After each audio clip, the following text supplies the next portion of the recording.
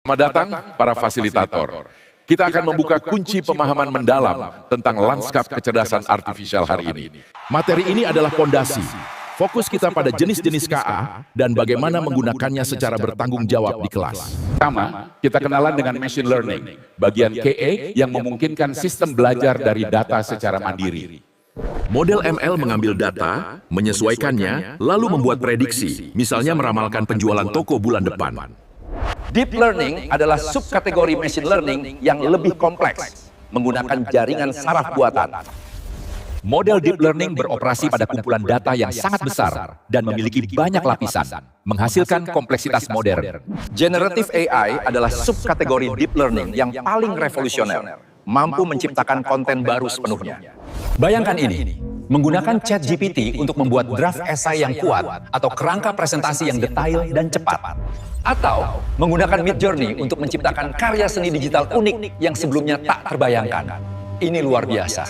Namun, KA diciptakan manusia, sehingga ia membawa dampak sosial dan etika. Kita harus mengerti etika ini.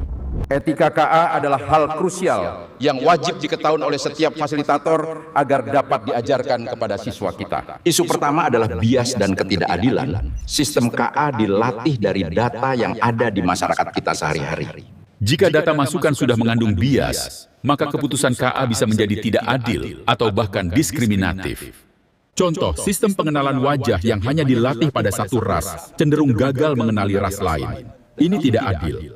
Selanjutnya, kita bahas privasi data. KA sering mengolah data pribadi dalam jumlah besar. Ini sangat sensitif. Fasilitator harus mengajarkan siswa melindungi data pribadi dan memahami implikasi dari berbagi informasi online. Hak cipta, terutama pada generative AI, sangat penting. Karya yang dihasilkan bisa terinspirasi dari materi berhak cipta. Penting bagi pengguna menghormati hak cipta, agar ekosistem kreatif tetap adil dan sehat untuk semua pihak terlibat. Mari kita lihat pemanfaatan KA dalam kehidupan sehari-hari pada level SMA untuk memecahkan masalah kompleks. Pengenalan suara adalah kemampuan mengubah ucapan menjadi teks dan menginterpretasikan perintah suara dengan cepat. Contoh sederhana, asisten suara seperti Google Assistant atau Siri yang menjawab pertanyaan cuaca atau informasi. We analyze the data instantly, giving you the results in real time. As you can see, the AI has identified the Siamese cat and the beagle. Contoh luar biasa, mobil swakemudi yang menggunakan KA untuk mendeteksi pejalan kaki, rambu lalu lintas, dan potensi bahaya di jalan. KA membantu analisis medis, misalnya membantu dokter mendeteksi tumor dari citra X-ray secara otomatis dan akurat.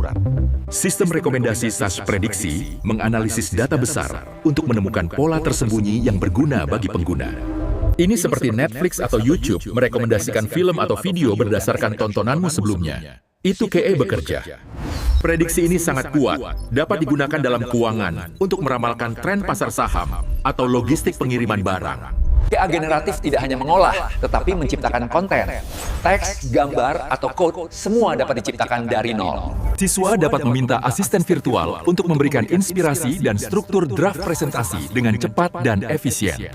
KA generatif juga bisa membantu memperbaiki tata bahasa tulisan siswa, menjadikannya lebih profesional dan efektif. Dalam konteks coding, generative AI dapat menjadi co-pilot yang membantu siswa menuliskan potongan kode dasar atau debugging. Semua aplikasi ini menunjukkan potensi luar biasa, namun harus selalu diimbangi dengan pemahaman etika yang kuat. Pendidik harus hati-hati dalam mengenalkan perangkat KA. Ini adalah poin penting dalam TOT kita.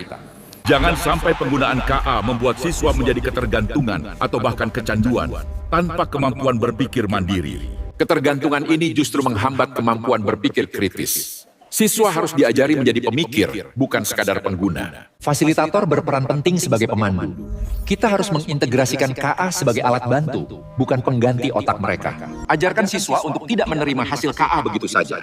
Mereka harus selalu memverifikasi, menantang, dan menyaring informasi. Keterampilan penting yang harus diajarkan adalah prompt engineering, merumuskan perintah yang tepat untuk KA. Terapkan etika penggunaan. Jika generative AI digunakan, ajarkan siswa untuk selalu mencantumkan sumber dan referensi yang jelas. Kita harus meningkatkan kesadaran siswa tentang bias data. Dorong mereka untuk mencari data yang lebih inklusif dan beragam. Langkah Anda sebagai fasilitator. 1. Perkenalkan konsep dasar ML/DL. 2. Bahas etika. 3. Aplikasikan secara bertanggung jawab. Ingat, deep learning adalah alat untuk tantangan besar. Gunakan untuk proyek yang membutuhkan analisis data super kompleks. Sediakan sesi bimbingan untuk membahas skenario etika nyata, seperti dilema privasi data saat menggunakan aplikasi KA. Coding bukan hanya menulis instruksi, tetapi merancang solusi. KA adalah rekan kerja baru dalam merancang masa depan itu. Pastikan siswa Anda menguasai dasar-dasar sebelum menggunakan generative AI. Keahlian dasar tidak boleh hilang. Ingat, kita telah membahas machine learning, generative AI, etika bias, privasi data, hingga aplikasi pengenalan suara. Anda adalah ujung tombak dalam mempersiapkan generasi muda menghadapi revolusi teknologi ini secara etis dan cerdas. Gunakan pemahaman modul Wadde ini untuk memandu siswa Anda menjadi pengguna dan pencipta teknologi yang bertanggung jawab. Masa depan coding dan kecerdasan artifisial ada di tangan Anda. Mari kita bentuk dunia yang lebih cerdas bersama. Terima kasih telah berpartisipasi dalam TOT ini. Selamat menjalankan tugas mulia. Sukses selalu untuk Anda semua.